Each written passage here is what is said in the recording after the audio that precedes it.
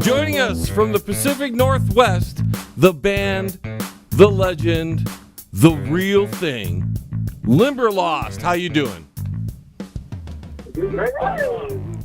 Like how I did that? Like how I did that? Set it up for you because you got a brand new song, and that's what you're here to talk about. No, this is a song that I wrote. It was around Christmas time.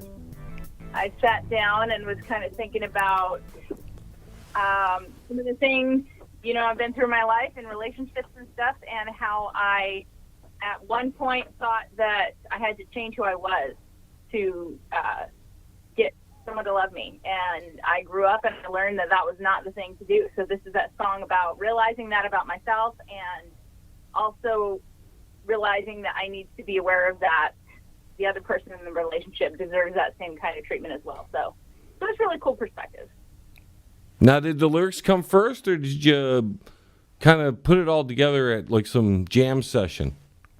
This one actually just kind of came all together. I was just sitting, playing with the guitar, messing around with GarageBand on my iPhone, having a good time. So it came together pretty quickly. I sent it out to the band, and once we got to jamming, we put another verse and a bridge on it pretty quickly. It's always fun when they come together without too much wrestling, without too much arguments and beating each other over the head with it. When you mess with it a bit. Yeah. Oh, we had it for 3 weeks and played it live. Played live, yeah, that was incredible. Yeah.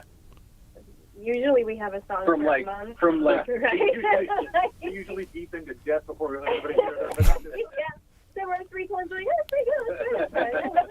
So you just wrote the lyrics and played the acoustic for them and sent it off? Is that what you were doing? No, actually,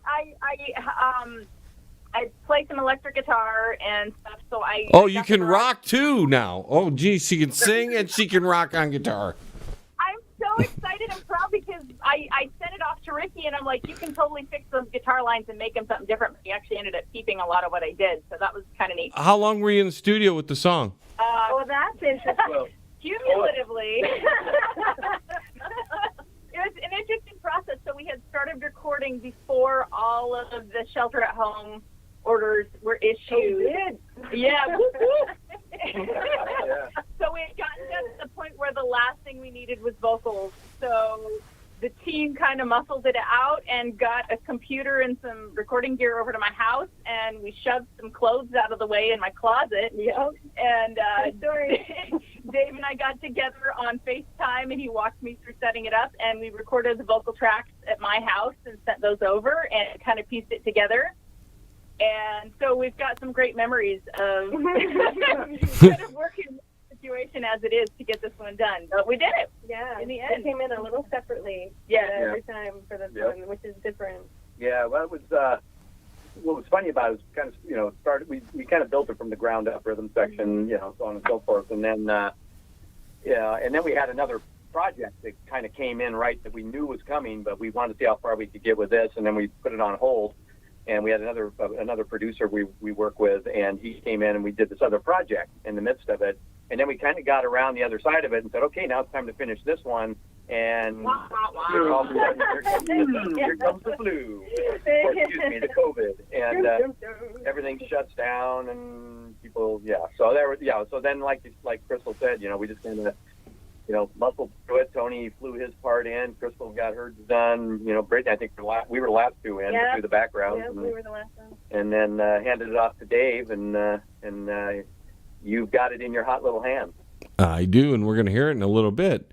Now, is this part of a bigger thing where you're putting together songs for an album, or what's the idea here? Yeah. Well, we've got a few songs in reserve. This is our 4th single that will be on the new album that will be released. We've released See What You Want last year. In fact, that's a Banger Award winner. That's right. And we released our cover of Jolene, and we just released The Setting Sun here about 2.5 months ago. Probably be the last single release before another project we're working on that's going to be part of the album comes out. And so we've got 4 more songs. 2 were produced by international producer Timothy Eden. So we're going to kind of roll into that mode after this single has had a chance to run a little bit. And then just depending on how everything pans out through the summer, we hope to drop the whole album. And the album will be called Good Fight, the title track. I think I've actually shared that with you. But any secrets you send me are perfectly secret, trust me. I'm like the Pentagon. I think you've gotten a sniff. So anyway, that's the title track, and this song has actually very quickly wormed its way into the lead track. So this will be the lead track on the new album. And it's a great song. When you were a kid, who were the influences that brought all the soul out of you? Oh, man. So I was raised, like, in a band room. My dad's been in rock bands since I was a little kid.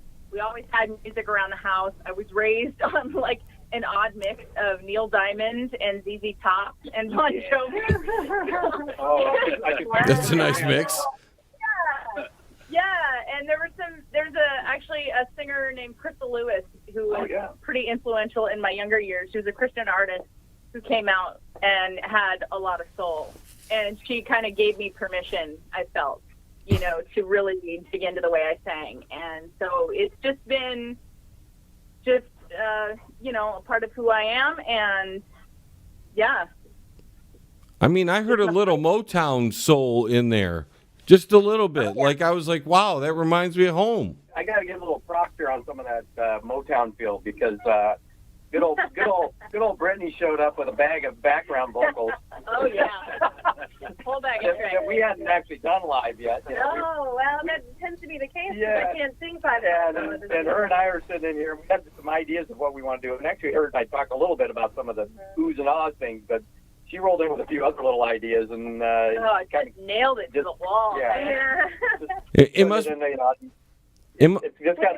When we're jamming in the room, Crystal's like, "Oh, I just hear this like Supreme, you know what I mean? Yeah. Like 60s chorus." So it's so interesting you find that Motown in there because I'd say that's what we were shooting for. A little bit. We wanted to have that, backup girls doing the dance. I was really feeling the Andrews sisters vibe. Yeah, absolutely. Yeah. Slightly different era, but yeah. I'm old. So, Brady, when you came into the band, it must be like a dream come true. Oh, yeah. It was awesome. Say the right things now, yeah. A Cinderella story, me joining this band, because I happened to be singing at a concert. I was invited up on stage at a different concert in Seattle. I think this was at the Crying Tiger. I guess it was. Another local band, Blue Helix, invited me on stage to sing one of their songs, and Mike happened to be in the audience. Comes up to me and is like, "Hey," his wife comes up to me actually and says, "Hey, so, we're part of this band, and my husband is this band. It's really cool, and they're looking for a singer, and you're really awesome, and it'd be so funny if you played keys too." And I went, "That would be funny." Yeah, right. Because I do play piano. So I showed up and kind of showed them what I could do and my skill set. And I had heard of them before. I had seen a lot of the Facebook stuff and had followed them a little bit around. I hadn't had the opportunity to see you guys live yet. So the first time I got to see them live was when I was auditioning with them. And I remember the first time that I was sent a Limberlost song and I just really sat down and listened to it with a new set of ears because I was considering joining this band. And I heard Crystal's voice and I went, "Oh my God." Oh my God. She's so good, and there's so much similarity in color between us. Like, I was hearing certain melismas I do back at myself from this person I never met going, "Whoa." Did you say melisma? I did say melisma. Okay. She's a music did. I'll lay down the theory on you if you don't watch out.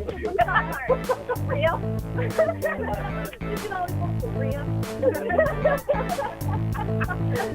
And we got together and tried it out and sang a little bit, and it just fit. It worked, yeah. Why don't we introduce the new song to everybody? Put the team effort into this one now. Well, hey, Banger Universe, you're listening to Limberlost and our new single, The Real Thing. Are you ready? Are You Ready?